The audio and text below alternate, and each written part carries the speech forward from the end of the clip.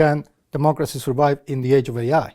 I like the motto saying AI for social good, but I want to make a little twist of it to say universities to make sure AI only for social good.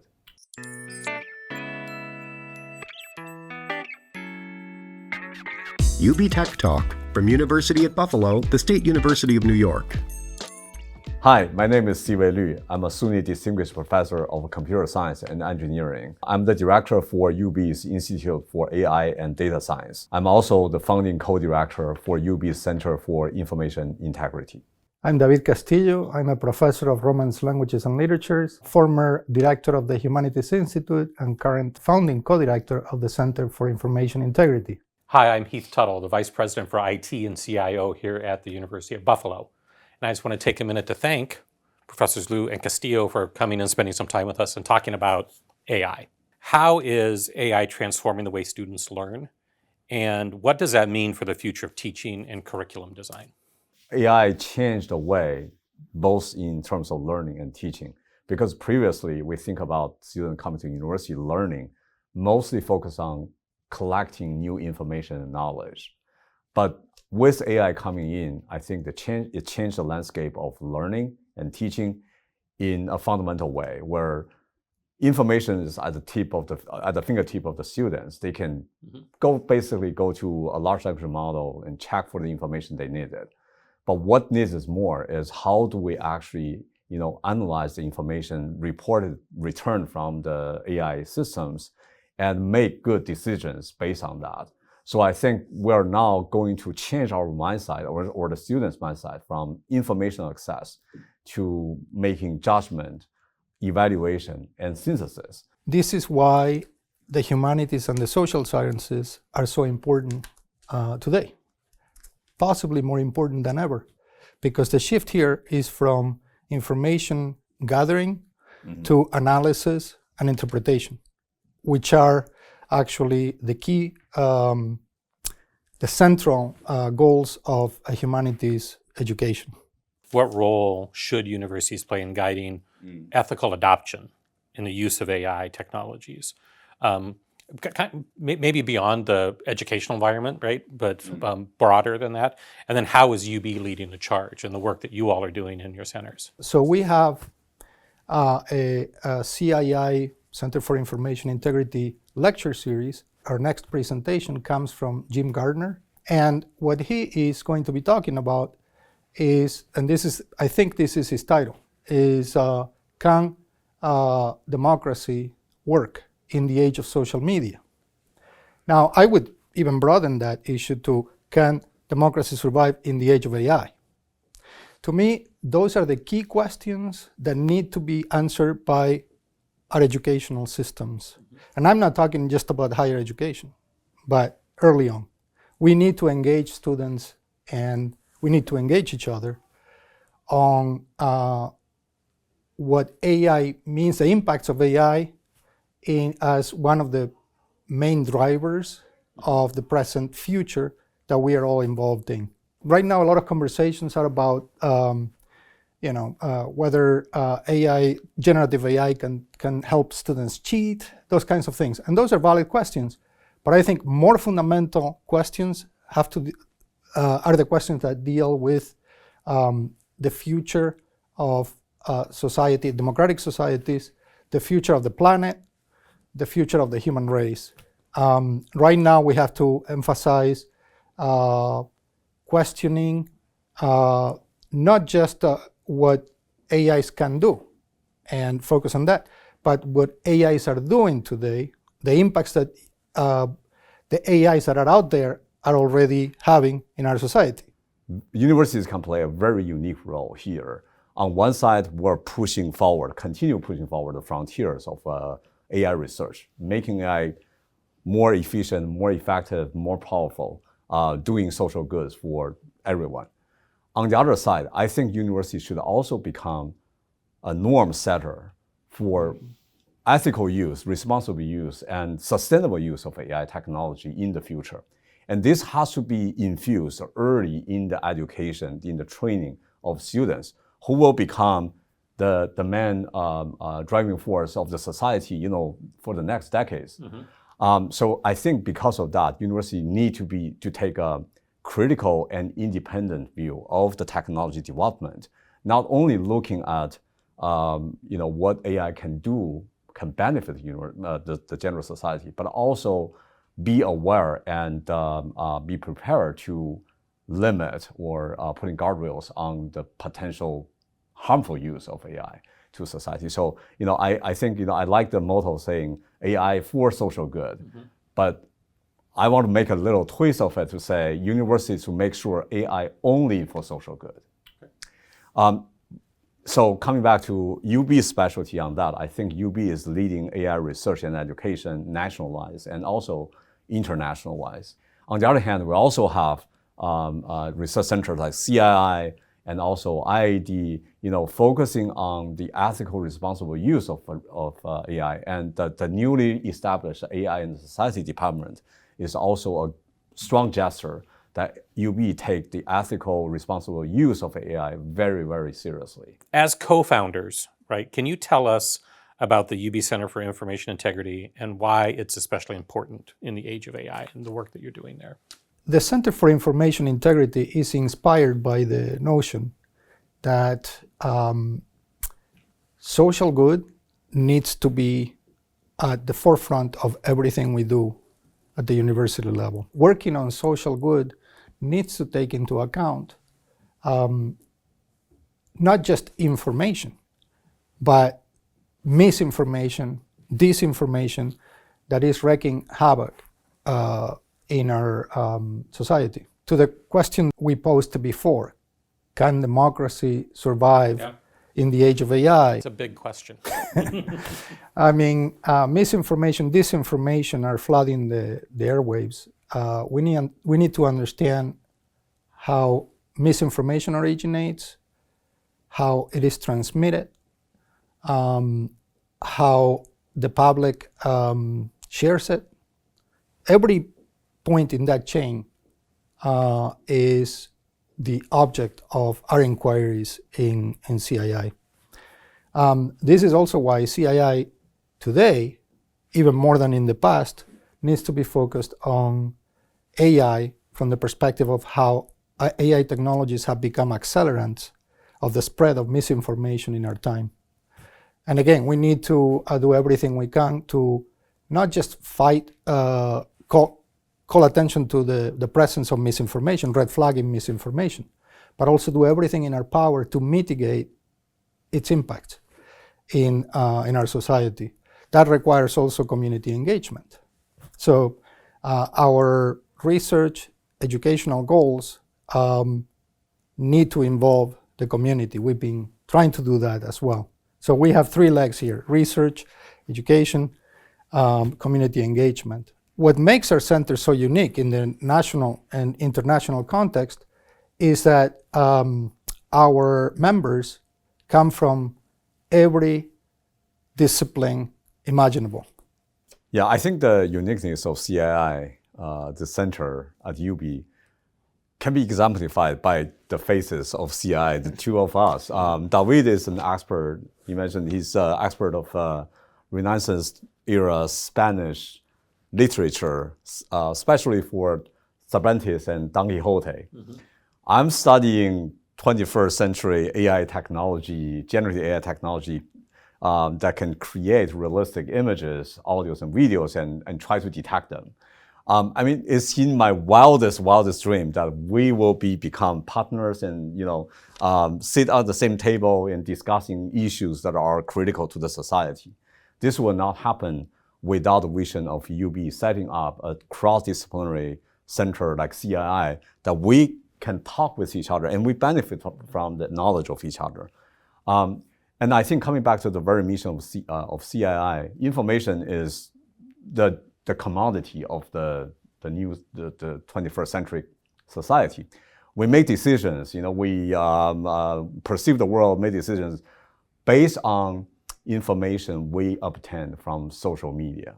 Right? Even though we cannot go to the other side of the world, we know almost immediately what is happening there by information we encounter from the internet. But and that make the quality or the integrity of information a crucial factor here.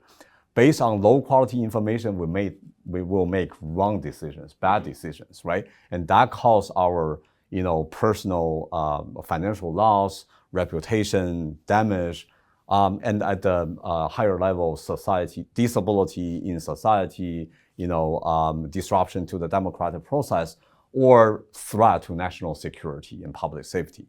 So I think this is a critical issue that we should look at very, very seriously. But the problem of, say this information is good, this information is not a simple question. Mm-hmm. It's a complicated social technical problem. That's why David and I sit here to work on this together, because there's a social aspect of this, there's a technical aspect of this. In my view, if we only look at the social aspect, saying we need good information, that's good intention, but that would be toothless.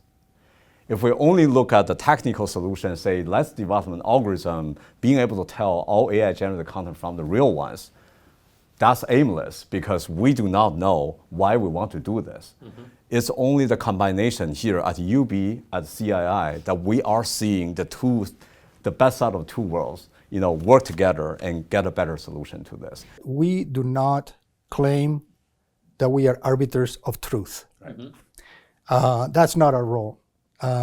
We are more focused on what we might call reality literacy, understanding how our view of reality right. Works out, mm-hmm. The different agents and institutions that have a say in how we perceive reality. And this is why the fact that we are talking about, editing reality as the output of editing processes, for example, is behind the fact that, Siwei and I can talk to each other about this.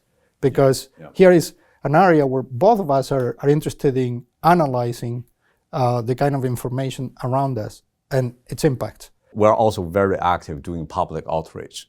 So we will take this knowledge and these tools and put them in front of the general public, students mm-hmm. at UB, but also local community and everyone in the world. We set up public education programs, providing online education tools for older adults to learn how AI twisted information could lead to frauds and hurting them, and get them more prepared for this kind of problems.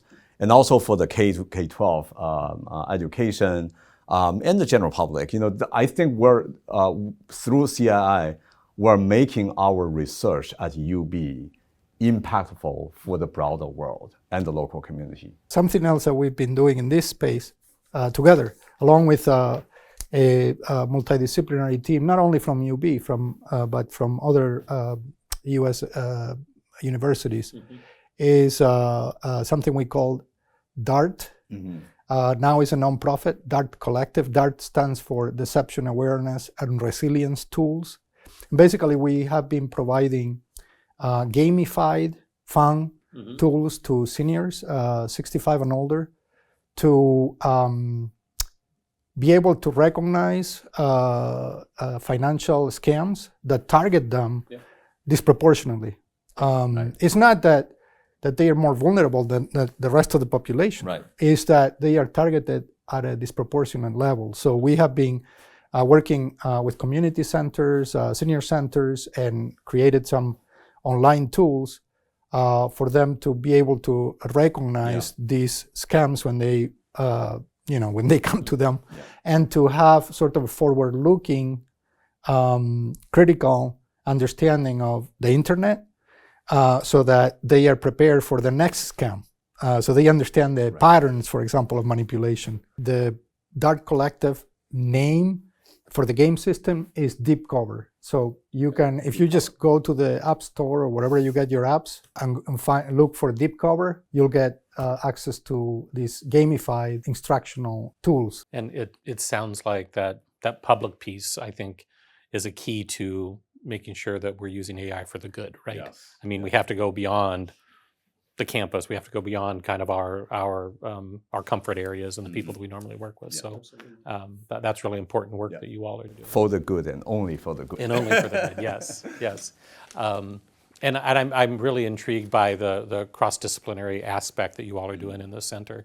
And that sounds like that's somewhat unique in a lot of the research that's happening out there in higher ed. That's true. I would say, it's one of a kind. Yeah. Dr. Liu, you mentioned your research in deepfake detection, right? Yes. So can you talk a little bit more about that? I'm interested in knowing how your research contributes to the work we're trying to do around academic integrity and the fight against misinformation, right? That we're trying to share with the public. When I started working in this area 25 years ago, we're mostly dealing with Photoshop an image, copy, clone a piece of audio.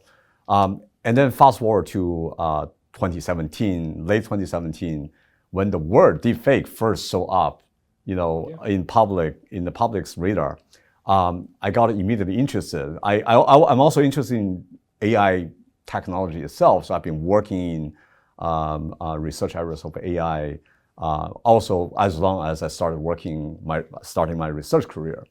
I've been always thinking about the two worlds one day will collide with each other, where AI can be used to making more realistic, convincing audiovisual media, and that eventually happened December 2017 when a Reddit account called Deepfake started sharing inappropriate videos made from AI.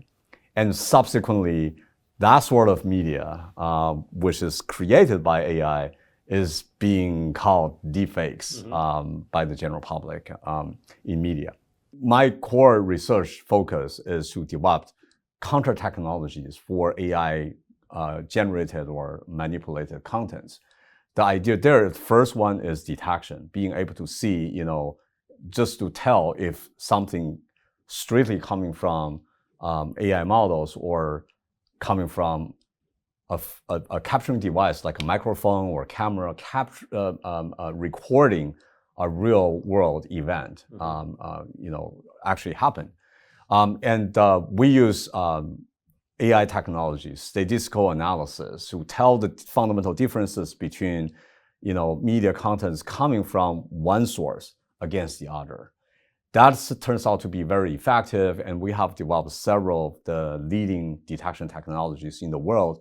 Actually, as a matter of fact, I was among the first set of researchers to actually pay attention to this problem and develop the first set of detection algorithm for it. And subsequently, we have my lab with my postdocs and PhD students. We've been working on this area. We've been working in this area for close to 6-7 years. And we now produce a set of effective tools for detecting AI-generated contents, but we also provide an open source free platform for the general public, everyone to use to test out the state-of-the-art deepfake detection algorithms produced in research. So we call that platform Deepfake-O-Meter. 2 years ago, I worked with my students and postdocs. We start building this platform. Up to today, we have more than 8,000 registered users and close to 29,000 uploads of all kinds of media. And it has been used by journalists, investigators, law enforcement, and national security agencies on a regular basis. So I think that the platform is one of the most rewarding experiences I have, because people sending me email telling me that how they found this platform useful.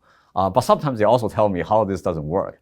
As a computer scientist, I like to keep improving my algorithm, my systems. But this also gave me, like the experience with CII, a touch of the practical impact of my work. That's one of the most rewarding experiences I have. So DART Collective, the Deepfake-O-Meter, right? A lot of tools that the center is providing for folks for awareness and education and those sorts of things, which are wonderful. One of the other questions I have is, do you have any just quick tips for UB students or for the general public that help them recognize and identify maybe a deepfake or misinformation that might be out there? The most effective protective measure is actually pause. Just a split of a second. Ask the question, is this possibly AI generated? Yeah. That question alone is very powerful and will probably blocking off, I'll say roughly 80% of all the scams coming our way. And then the next action is, if this truly matters, do more investigation, do cross-validation, verify the source, look for other strengthening evidence. Make sure what you are seeing and hearing is reflecting reality. If not, the next measure is stop sharing it, becoming a part of the solution, not part of the problem, right? So I think this is why I think we all go with all the technology we have at our disposal. The best protective measure is still what we try to teach the students ever since the Greeks, the old Greek philosophers, ancient Greek philosophers trying to teach us critical thinking. Don't take anything at the face value. Ask questions and then develop your independent opinions, right? So I think this very much feed the very mission of universities in this sense. As a matter of fact, Siwei just quoted Cervantes. Cervantes' line of attack when it came to disinformation is you have to press the pause button with any kind of media. Yeah. He recognized he recognized the power of the new print media, and the power of the new mass spectacles to manipulate people. And his first the response that he first relays to the public, to the consumers, is read what he called despacio, which means closely, critically. And that's the first line of attack. And then, of course, it's a matter of understanding where the information comes from, the reliability of the sources, but also patterns. Once you have a sense of what the patterns of manipulative speech are going to be, once you're familiar enough with the patterns, then you're able to recognize it, regardless of what that information is actually about, or misinformation is actually about. So it's fascinating to think about how the knowledge and the logic of those folks back then is impacting the way we're thinking about AI now, right? Yeah. So I kind of want to flip that on its head a little bit for you, Dr. Castillo, and ask, how are you integrating what you know about AI into your research? My research has taken me towards what I understand to be the big questions that people were asking around the time that we had the first rise of mass media. How can those questions inform the conversations we have in our present? How can we learn not only from the mistakes of the past, but also from the people that help us right the ship?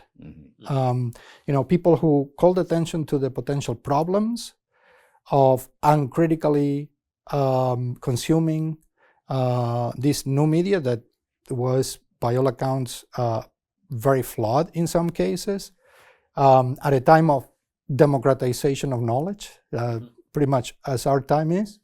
How can we learn from how they responded to it? Somehow we survived. I mean, they in the 16th, 17th centuries, especially in the 17th century, people had a sense that the apocalypse was coming. A very similar kind of feeling of doom to what is familiar today for us. And in part was the presence of all kinds of disinformation, fake news, hate speech, that in some cases led to horrible situations. Like in Spain in particular, in the Spanish Empire, expelled over 300,000 Spanish citizens of Morisco ascent. So these are descendants of Muslims. They were Christians by this time. So even if you are talking about preserving the purity of the Christian nation, which is how they justified the expulsion of these people, it was disinformation that drove this genocide. This is so understanding how that happened, and then listening to the voices that spoke against it, like Miguel de Cervantes, or created an ironic distance when referring to these events and how these events originated from the spread of disinformation. That helps us frame the conversation in our present in ways that may be more enlightening. Who should really be responsible for regulating, and maybe that's too strong of a word, but I'm going to use the word regulating AI in higher education in particular? And how do we balance innovation with privacy, ethics, academic freedom? That's a very big question. I recognize that. There's no single entity that's holding that responsibility alone. We have to do this in a shared responsibility model. First of all, I think the government will come up with basic guiding rails for putting the legal boundaries of what are absolutely impermissible, illegal use of AI technologies, in the form of, for instance, personal attacks, those non-consensual, inappropriate materials generated by AI, or AI contents that can influence major decision making time, like political election or referendum. I think that's where we draw the clear line. This is not allowed. Mm-hmm. And then universities, I think, play a very strong role in setting the norms, basically educating our students how to use, even within those strictly, legal areas. There are a lot of gray areas too. Something that we have to set up the norm so that they will have this internal checkpoint, say, this is probably good, this is probably not, this is questionable, we should be careful.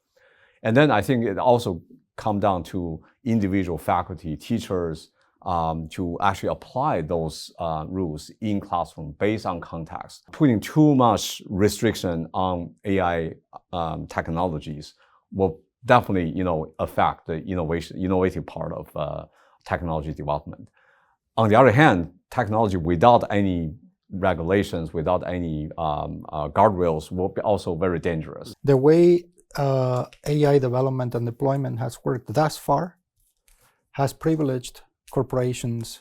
Corporations have been deciding how to go about developing these technologies and when, where, and how to deploy them. And we need community leaders, we need environmental activists, we need educators, we need folks who understand the impacts in every given field to be involved in these conversations early on, at every stage of development and deployment of these technologies. So as university professionals, we have a responsibility to do everything we can to make sure that if we cannot facilitate the conversations ourselves, right, for us to call for those conversations to take place, for these folks that need to be involved in the conversation to actually be interpolated, to be called in, to be brought into these conversations. And then we need to create the goodwill, the conditions for that goodwill, communal goodwill, and when necessary, to press policymakers to make sure that the right decisions are made. One thing that we all understand now is that retrofitting ethics, responsibility into an AI system is much harder than actually having that AI system be reflective of the right kinds of ethics to begin with. That just really highlights the point that the work that you all are doing is so important, right? In higher ed, the research, the community engagement as well is really, really important for the future of AI and making sure that it is for the good and only for the good. Yes. Much appreciated. Thank you. Appreciate you all spending time with us today. Thank you very much. And really appreciate the great work that you're doing. Thank you so much for having us. Yes. Thank you. Thank you. Thanks for watching this episode of UB Tech Talk. Check out other episodes at buffalo.edu/ubit/tech talk. UB University at Buffalo, the State University of New York. Buffalo.edu #UBuffalo.